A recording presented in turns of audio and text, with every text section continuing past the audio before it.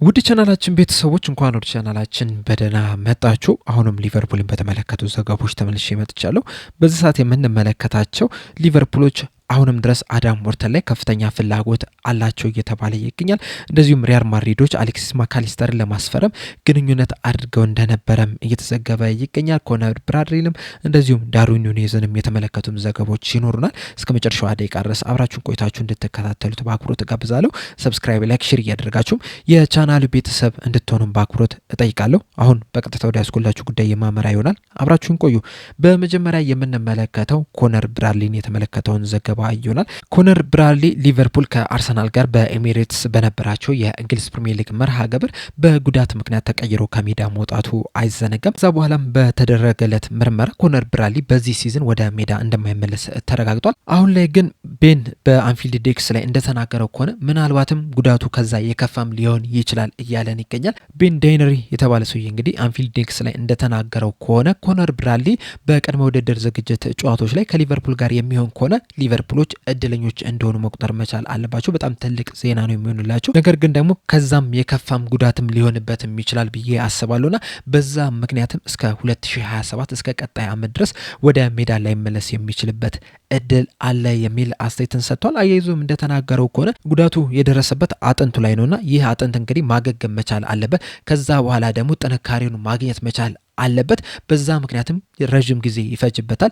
እንደዚሁም ደግሞ የጉዳት ታሪኩንም ከተመለከትን ደግሞ ሊቨርፑሎችም ወዲያውኑ ወደ ጨዋታ ይመልሱታል ተብሎ አይጠበቅምና በእነዚህ ሁላ ምክንያቶች ይህ ተጫዋች እስከ 2027 ድረስ ወደ ሜዳ ላይመለስ የሚችልበት እድል አለ ብዬ አስባለሁ የሚል አስተያየትን ሰጥቷልና ቤን የሰጠው አስተያየት እውነት የሚሆን ከሆነና ኮነር ብራድሊ እስከ ቀጣይ ዓመት ድረስ ወደ ሜዳ የማይመለስ ከሆነ ለሁለቱም ለኮነር ብራድሊም እንደዚሁም ለሊቨርፑል ጥሩ ዜና አይሆንም። ምክንያቱም ደግሞ ይህ ተጫዋች በጣም ኳሊቲ ያለው ተጫዋች ነው። ባለፈው ሲዝንም በዘንድሮ ሲዝንም እንግዲህ በቋሚነት በጀመረባቸው ጨዋታዎች በተለይ ደግሞ በሙሉ ጤንነት በተጫወተባቸው ጨዋታዎች ላይ ምን አይነት ኳሊቲ ያለው ተጫዋች እንደሆነ እንግዲህ በደንብ መመልከት ይችለናል። በተለይ ደግሞ ከሪያል ማድሪድ ጋር ባለፈው ሲዝንም በዚህ ሲዝንም በሻምፒየንስ ሊግ የተጫወተበትን ጨዋታ ስንመለከት ቪኒሲየስ ጁኒየርና ክሊያን ምባፔን ማስቆም ችለው ነበርና ምን አይነት ኳሊቲ ያለው ተጫዋች እንደሆነ በደንብ መመልከት ይችላል።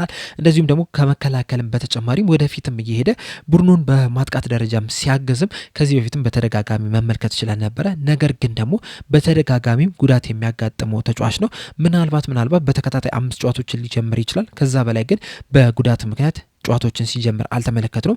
የአሁኑ ግን በአርሰናል ጨዋታ ላይ ያጋጠመው ጉዳት ግን ከዚህ በፊት ሲያጋጥሙት ከነበሩ ጉዳቶች እንዳለ በጣም የከፋው ጉዳት ነው ተብሎ እየተጠበቀ የሚገኙና በዚህ ሲዝን በእርግጠኝነት ወደ ሜዳ አይመለስም። በእርግጥ ሊቨርፑሎች መቼ ይመለሳል የሚለውን ቀነ ገደብ አላስቀመጡለትም። ነገር ግን ደግሞ የተለያዩ መረጃዎችን ስትመለከቱ በእርግጠኝነት በዚህ ሲዝን ወደ ሜዳ አይመለስም። ቤን እንደተናገረው ከሆነ ግን ምናልባትም እስከ 2027 ድረስም ወደ ሜዳ ላይ መለስ ይችላል እያለን ይገኛል። በዚህ ዙሪያ እንግዲህ ያላችሁን ሀሳብ እንዳለ ኮሜንት ሴክሽን ላይ በመጻፍ አሳውቁኝ።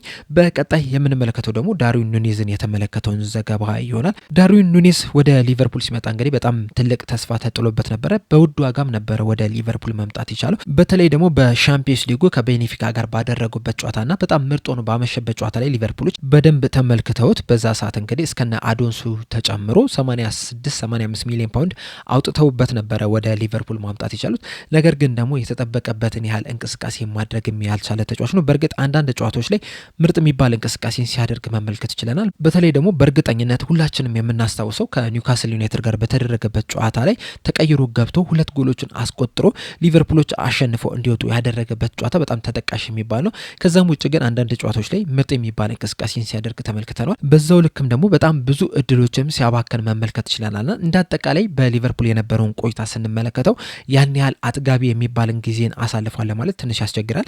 በተለይ ደግሞ ከወጣበት ወጪ አንጻር እንደዚሁም ደግሞ ወደ ሊቨርፑልም ሲመጣም ከተጣለበት ተስፋ አንጻር ስንመለከተው ያን ያህል ግልጋሎት ሰጥቷል ለማለት ትንሽ ያስቸግራል። እናም ባለፈው የክረምቱ የዝውውር መስኮት ሊቨርፑሎች አሌክሳንደር ኢሳቅንና ሂጎ ኤኪቲክን ማስፈረም ሲችሉ ዳርዊን ኑኔዝን ደግሞ ለሳውዲ ክለብ ለሆነው ለአልሂላል መሸጣቸው አይዘነጋም። በዛም ሽያጭ እንግዲህ ሊቨርፑሎች 46 ሚሊዮን ፓውንድ ማግኘታቸው አይዘነጋም። ከዛም በተጨማሪም እንግዲህ አንዳንድ አዶንሶችም ጭምር አሉበት። ነገር ግን በተጣራ ግን 46 ሚሊዮን ፓውንድ ማግኘት ችለው ነበረ። በዛም በአልሂላል በአልሂላልም ቆይታው እንግዲህ እስካሁን ድረስ ባደረጋቸው 22 ተጫዋቾች 7 ግብና 5 አሲስት ማስመዝገብ ችሏል። በአጠቃላይ እንግዲህ 12 የጎል አስተዋጽኦ ማድረግ የቻለ ተጫዋች ነው የነበረው። ነገር ግን ደግሞ በአልሂላል በሳውዲ ሊግ ደስተኛ አይደለም ነው እየተባለ የሚገኘው። በተለይ ደግሞ ዲሴምበር ወር ላይ የወጡትን መረጃዎች ስንመለከት ዳርዊን ኑኔዝ በሳውዲ ፕሮ ሊግ ደስተኛ አይደለም የሚሉ መረጃዎችም ሲናገሩ ነበረ። አሁን ላይ አልራያድ የተባለው የሳውዲ ጋዜጣ ይዞት በወጣው ዘገባ መሰረት ከሆነ ደግሞ አልሂላሎች ከፌነርባቼ ለዚህ ተጫዋች የቀረበላቸውን ጥያቄ ተቀብሏል እያለን ይገኛልና ምናልባትም የዝውውር መስኮቱ ከመዘጋቱ በፊት ዳርዊን ኑኔዝ ወደ ፌነርባቼ ወደ ቱርክ ክለብ ሲያቀና ልንመለከተው እንችላለን። የቱርክ እንግዲህ የዝውውር መስኮቱ የሚዘጋው አርብ ምሽት 6 ሰዓት ላይ ነው የሚሆነው። ፌነርባቾች እንግዲህ የዝውውር መስኮቱ ከመዘጋቱ በፊት ዳርዊን ኑኔዝን ከአልሂላል ለማምጣት እንግዲህ እንቅስቃሴ እያደረጉ ነው የሚገኙት። አልሂላሎችም ይህንን ተጫዋች ለመሸጥ ፍቃደኛ ናቸው ነው እየተባለ የሚገኘው። በተለይ ደግሞ ከ2 ቀን በፊት እንግዲህ አልሂላሎች ቤንዜማን ከአልሂዳድ ማስፈረማቸውን ይፋ አድርጓል። ይህ ፊርማ ራሱ በጣም ብዙ ውዝግብን ነው ያስነሳው። በተለይ ደግሞ ክርስቲያኖ ሮናልዶ በዚህም ደስተኛ አይደለም የሚሉ መረጃዎችን እየተመለከተ ነው የምንገኘው። በአጠቃላይ ግን የቤንዜማ ወደ አልሂላል መምጣት የዳርዊን ኑኔዝን ከአልሂላል መውጣትን ያፋጥነዋል ተብሎ ነው የሚጠበቀው። በዛው ልክ ደግሞ ፌነርባቾችም ዮሴፍ ኤልነስሪ የተባለውን አጥቂያቸውን ወደ አልሂዳድ መሸጣቸው አይዘነጋምና የነዚሁ ውጤቶች እንግዲህ ዳርዊን ኑኔዝ አልሂላልን ለቀው ወደ ቱርኩ ክለብ ሆነውን ወደ ፌነርባቼ እንዲያቀና ሊያደርገው ይችላል እየተባለ ይገኛል። ይህ ዝውውር ደግሞ የሚሳካ ከሆነ ሊቨርፑል ላይም ተጽዕኖ የሚፈጥር ይሆናል። ምክንያቱም ደግሞ አልሂላሎች ዳርዊን ኑኔዝን ከሊቨርፑል ሲያስፈርሙት 46 ሚሊዮን ፓውንድ ሲደመር አዶንስ ነው የነበረውና በዚህ ሰዓት እንግዲህ ኑኔዝ የሚለቅ ከሆነ ሊቨርፑሎች ያንን አዶንስ የማያገኙት ይሆናልና የዳርዊን ኑኔዝ ከአልሂላል መውጣት እንግዲህ ለሊቨርፑልም ጥሩ ዜና አይደለም። ነገር ግን ደግሞ ለተጫዋቹ ምናልባትም በሳውዲ ፕሮ ሊግ ደስተኛ አለመሆኑን ተከትሎ ወደ ቱርክ ሊግ መሄዱ ደስተኛ ሊያደርገው የሚችልበት እድል ሊኖር ይችላል ብዬ አስባለሁ። ነገር ግን ዝውውሩ ይሳካል ወይስ አይሳካም የሚለውን ነገር እንግዲህ እስከ አርብ ባለው ጊዜ አብረን የምንመለከተው ይሆናል። በመቀጠል የምንመለከተው አሌክሲስ ማካሊስተር የተመለከተውን ዘገባ ይሆናል። ማሪዮ ኮርቴጋ የተባለው ጋዜጠኛ ዘ አትሌቲክስ ላይ እንደጻፈው ከሆነ ሪያል ማድሪዶች ካርሎ አንቾሎቲ አሰልጣኝ በነበረበት ወቅት ላይ አሌክሲስ ማካሊስተርን ከሊቨርፑል ለማስፈረም ፍላጎት ነበራቸው። እንደዚሁም ከፍላጎትም በተጨማሪም የአሌክሲስ ማካሊስተርን ተወካዮችም አነጋግረውም ነበረ። በዛ ንግግራቸውም ጥሩ ምላሽን አግኝተው ነበረ የሚል መረጃን ይዞልን ወጥቷል። አያይዞም እንደተናገረውም ከሆነ ግን ሪያል ማድሪዶች ይህንን ተጫዋች ለማስፈረም በደንብ ገፍተው አልሄዱም ነበረ የሚል መረጃን ይዞልን ወጥቷል እንጂ ምናልባትም ሪያል ማድሪዶች ይህንን ተጫዋች ለማስፈረም ገፍተው ቢሄዱ ኖሮ በዚህ ሰዓት አሌክስ ማካሊስተር የሪያል ማድሪድ ተጫዋች ሆኖ ልንመለከተው እንችል ነበር። ነገር ግን ደግሞ አሁንም ድረስም ሪያል ማድሪዶች እዚህ ተጫዋች ላይ ፍላጎት እንዳላቸው የተለያዩ መረጃዎች ነው እየተናገሩ የሚገኙት። ዘ አትሌቲክስ አያይዞ በወጣው ዘገባ መሰረት በቀጣይ የክረምቱ የዝውውር መስኮት ሪያል ማድሪዶች አንድ ተጨማሪ የመሀል ሜዳ ተጫዋች ለማስፈረም ፍላጎት አላቸው። ከነዚህ ከሚፈልጓቸው ተጫዋቾች መካከል ደግሞ አንደኛው አሌክስ ማካሊስተር ነው። ከሱ በተጨማሪም አዳም ዎርተን፣ ቪቲኒያን እንደዚሁም ደግሞ የቼልሲውን ኤንዞ ፈርናንዴዝን ለማስፈረም ፍላጎት አላቸው እየተባለ ይገኛልና ምናልባትም በቀጣይ የክረምቱ የዝውውር መስኮት አሌክስ ማካሊስተርን ለማስፈረም እንቅስቃሴ ሊያደርጉ የሚችሉበት እድል በጣም ከፍተኛ ነው። በተለይ ደግሞ ከሌሎቹ ተጫዋቾች አንጻር ስንመለከተው አሌክስ ማካሊስተርን የማግኘት እድላቸው ከፍተኛ ነው እየተባለ የሚገኘው። በተለይ በሊቨርፑል የሚያቆየው ኮንትራት ሊጠናቀቅ በቀጣይ የክረምቱ የዝውውር መስኮት 2 ዓመት ብቻ ነው የሚቀረው። 2028 ላይ ነው ኮንትራቱ የሚያበቃውና የኮንትራቱ ማነስ ተጫዋቹን ለማስፈረም እንዲቀላቸው ያደርጋል። ከዛ በተጨማሪም ደግሞ በቀጣይ የክረምቱ የዝውውር መስኮት ሊቨርፑሎችም 6 ቁጥር ቦታ ላይ መጫወት የሚችል ተጫዋችን ያስፈርማሉ ተብሎ ነው የሚጠበቀውና እንደዛ የሚሆን ከሆነ ደግሞ ከርቲስ ጆንስ ወይም ደግሞ አሌክስ ማካሊስተር ሊቨርፑልን ሊለቁ የሚችሉበት እድል ከፍተኛ ነውና በእንደዚህ አይነት አጋጣሚ ደግሞ ሪያል ማድሪዶች አሌክስ ማካሊስተር ለማስፈረም እንቅስቃሴ ሊያደርጉ ይችላሉ። በረከሰም ዋጋ ከሌሎቹ አንጻርም ሊያገኙትም ይችላሉ ነው እየተባለ የሚገኘውና በቀጣይ የክረምቱ የዝውውር መስኮትም አሌክስ ማካሊስተርን ቆይታን በደንብ መመልከት ያለብን ይመስለኛል። በዚህ ሰዓትም እንግዲህ ይፋዊ የሆነ ንግግር እያደረጉ አይደለም ሊቨርፑልና አሌክስ ማካሊስተር ኮንትራቱን በማራዘም ደረጃ ማለት ነውና ምናልባትም በቀጣይ የክረምቱ የዝውውር መስኮት በደህና ገንዘብ ሊቨርፑሎች ተጫዋቹን ለመሸጥ ሊያስቡ ይችላሉ ብዬ አስባለሁ።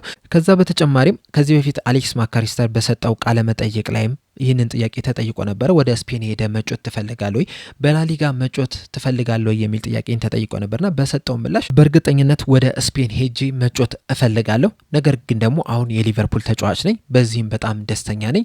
ስለ ቀጣይ ስለሚሆነው ነገርም በዚህ ሰዓት የምጨናነቅበት ጊዜ አይደለም፣ ነገር ግን ወደ ስፔን ሄጂ አንድ ቀን መጮት እፈልጋለሁ የሚል አስተያየትን ሰጥቶ ነበርና በዛ ምክንያትም እንግዲህ ሪያል ማድሪዶች በቀጣይ በደንብ ገፍተው ይህንን ተጫዋች ለማስፈረም እንቅስቃሴ ሊያደርጉ የሚችሉበት እድል አሁን አሁንም አለ ብዬ አስባለሁ። በተለይ ደግሞ ሊቨርፑሎች 6 ቁጥር ቦታ ላይ መጮት የሚችል ተጫዋች የሚያመጡ ከሆነ ምናልባትም አሌክስ ማካሊስተር ክለቡን ሲለቅ ልንመለከተው እንችላለን ብዬ አስባለሁ። የ6 ቁጥር ቦታን ካነሳን አይቀር እንግዲህ ወደ መጨረሻው ዘገባችን የምናመራ ይሆናል። በመጨረሻ የምንመለከተው አዳም ዎርተንን የተመለከተውን ዘገባ ይሆናል።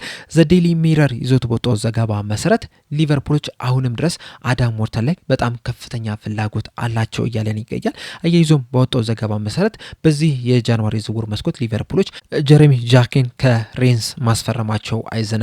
ይህንን ተጫዋች ካስፈረሙት በኋላ ሙሉ ለሙሉ ትኩረታቸውን ወደ መሀል ሜዳ አዙረዋል እያለን ይገኛል። በተለይ ደግሞ በዋነኝነት 6 ቁጥር ቦታ ላይ የሚጫወት ተጫዋች ለማምጣት ነው ፍላጎታቸውና ያንን ቦታ ከቨር ለማድረግ ደግሞ በዋነኝነት እየተመለከቱት የሚገኙት ተጫዋች አዳም ዎርተንን ነው እያለን ይገኛልና አሁንም ድረስ አዳም ዎርተን ላይ በጣም ከፍተኛ ፍላጎት አላቸው። በቀጣዩ የክረምት ዝውውር መስኮትም ይህንን ተጫዋች ለማስፈረም እንቅስቃሴ ሊያደርጉ ይችላሉ እያለን ይገኛል። ነገር ግን ደግሞ ቀላል ይሆንላቸዋል ተብሎ አይጠበቅም። ምክንያቱም ደግሞ ቀደምም እንዳልኳችሁ ሪያል ማድሪዶች አዳም ዎርተንን ለማስፈረም ከፍተኛ ፍላጎት አላቸው። ከነሱ በተጨማሪም ደግሞ የእንግሊዝ ፕሪሚየር ሊግ ክለብ የሆነው ማንቸስተር ዩናይትድም አዳም ዎርተንን ለማስፈረም ፍላጎት አለውና ከነዚህ ሁለት ትልቅ ክለቦች ጋርም ከባድ ፉክክር ይጠብቃቸዋል ተብሎ ነው የሚጠበቀውና ከዚህ በኋላ እንግዲህ ሊቨርፑሎች የሚያደርጓቸው እንቅስቃሴዎች እንግዲህ አዳም ዎርተንን ለማስፈረም የሚሆን ላለማስፈረም በጣም ወሳኝ ይሆናሉ ተብሎ ነው የሚጠበቅ። በዚህ የጃንዋሪ ዝውውር መስኮት ላይም እንግዲህ አንዳንድ መረጃዎች እንደተናገሩት ከሆነ ሊቨርፑሎች ከአዳም ዎርተን ተወካዮች ጋር ንግግር አድርጓል የሚሉ ነገሮችን ስንመለከት ነበርና ምናልባትም እንግዲህ በቀጣይ የክረምት የዝውውር መስኮት ይህንን ተጫዋች ለማስፈረም ካላቸው ፍላጎት አንጻር የመጀመሪያ ግንኙነት ለማድረግ አስቦ ሊሆን ይችላል ነው እየተባለ የሚገኘውና በቀጣይ የክረምት የዝውውር መስኮት እንግዲህ ለዚህ ተጫዋች ከባድ ፉክክር ይኖራል ተብሎ ይጠበቃል። ይህም እንግዲህ ለክሪስታል ፓላስ ጥሩ ዜና የሚሆንላቸው ይመስለኛል። ምክንያቱም በትልልቅ ቡድኖች መካከል ትልቅ ፉክክር በመጣ ቁጥር እንግዲህ ተጫዋቹን ያስወድዳል እንጂ አያስረክስም እና በዛ ምክንያትም ክሪስታል ፓላሶችም ሪከርድ የሆነ ዋጋ ሊያገኙበት ይችላሉ ተብሎ ይጠበቃል። በተለይ ደግሞ ያለውን የኮንትራት ጊዜ ስንመለከት እስከ 2029 ድረስ በክሪስታል ፓላስ የሚያቆየው ኮንትራት አለና በዚህ ምክንያትም ተጫዋቹ ምናልባትም ሊወደድ የሚችልበት እድል አለ ተብሎ ይጠበቃል። ከዚህ በፊት እንግዲህ አንዳንድ መረጃዎችን ስንመለከት በክሪስታል ፓላስ የሚያቆየውን ኮንትራት የማይፈርም ከሆነ ክሪስታል ፓላሶች እስከ 65 እስከ 70 ሚሊዮን ፓውንድ ድረስ ሊሸጡት ይችላሉ የሚሉ ነገሮችን ስንሰማ ነበረ። ነገር ግን ደግሞ ሪያል ማድሪዶችና ማንቸስተር ዩናይትዶች እዚህ ተጫዋች ላይ ፍላጎት ማሳየታቸውን ተከትሎ ተጫዋቹ ከሚገባው በላይም ሊወደድ የሚችልበት እድል አለ እየተባለ ነው የሚገኘው። በዚህ ሰዓት እንግዲህ ትራንስፈር ማርኬት ተጫዋቹ እስከ 60 እስከ 70 ሚሊዮን ዩሮ ድረስ ያወጣል ተብሎ ነው የሚጠበቀው። ነገር ግን ደግሞ እውነታው ምናልባትም ከዚህ የበለጠም ገንዘብ ክሪስታል ፓላሶች ሊጠይቁ ይችላሉና ሊቨርፑሎች እንግዲህ በቀጣይ የክረምት የዝውውር መስኮት ከባድ የቤት ስራ ነው የሚጠብቃቸው። ነገር ግን ተጫዋቹ ግን ያለውን ኳሊቲ ስንመለከት ሊቨርፑሎች በዚህ ሰዓት የሚፈልጉትን አይነት ብቃት ያለው ኳሊቲ ያለው ተጫዋች ነው። በዋነኝነት የሚጫወተው 6 ቁጥር ቦታ ላይ ወይም ደግሞ ዲፌንሲቭ ሚድፊልደር ላይ ነው። ከዛ በተጨማሪም ግን 8 ቁጥር ቦታ ላይም እንደዚሁም 10 ቁጥር ቦታ ላይ መጫወት የሚችል ተጫዋች ነው። ሊቨርፑሎች በእርግጥ የሚፈልጉት 6 ቁጥር ቦታ ላይ እንዲጫወት ነው። በዛ ቦታ ላይም እየተጫወተ እንግዲህ ሊቨርፑሎች የሚፈልጉትን አይነት እንቅስቃሴ ማድረግ የሚችል ተጫዋች ነው። በጣም ዲሲፕሊን የሆነ ተጫዋች ነው። ለቦታው ላይ በጣም በጥንካሬ መጫወት የሚችል ተጫዋች ነው። ኳስም መስርቶ መውጣት የሚችል ተጫዋች ነው። ፕሮግሬሲቭ ፓሶችንም በጥሩ ሁኔታ ማቀበል የሚችል ተጫዋች ነው። በሃይ ፕሬሸር በሚኖርበት ሰዓት በጣም በሚጨናነቅበት ሰዓት ራሱ በጥሩ ሁኔታ መረጋጋት የሚችል ተጫዋች ነው። በጣም ኢንተለጀንት የሆነ ተጫዋች ነው። እንደዚሁም ደግሞ ታክቲካሊም በጣም ፍሌክሲብል የሚባል ተጫዋች ነውና አሰልጣኝ አርነ ስሎት የሚሆኑ እሳቸው ቢወጡ ራሱ ከዛ በኋላ የሚመጣው አሰልጣኝም አዳም ዎርተንን ሊጠቀሚበት የሚችል ተጫዋች ነውና ሊቨርፑሎች የሚፈልጉት አይነት ተጫዋች በመሆኑ ምክንያት እንግዲህ በቀጣይ የክረምት የዝውውር መስኮት በጣም ከባድ የሚባል እንቅስቃሴ ያደርጋሉ ተብሎ ነው የሚጠበቀው። በእርግጥ የ6 ቁጥር ቦታውን ብቻ አይደለም ሊቨርፑሎች በቀጣይ የክረምት የዝውውር መስኮት ተጫዋች ያስፈርማሉ ተብሎ የሚጠበቀው በተከላካይ ስፍራ ላይ እንደዚሁም ደግሞ በአጥቂው ስፍራ ላይ ተጫዋቾችን ይጨምራሉ ተብሎ ነው የሚጠበቀው።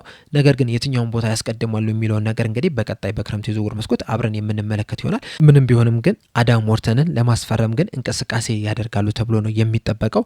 እናንተስ ሊቨርፑሎች አዳም ዎርተንን ያስፈርሙታል ብላችሁ ታስባላችሁ?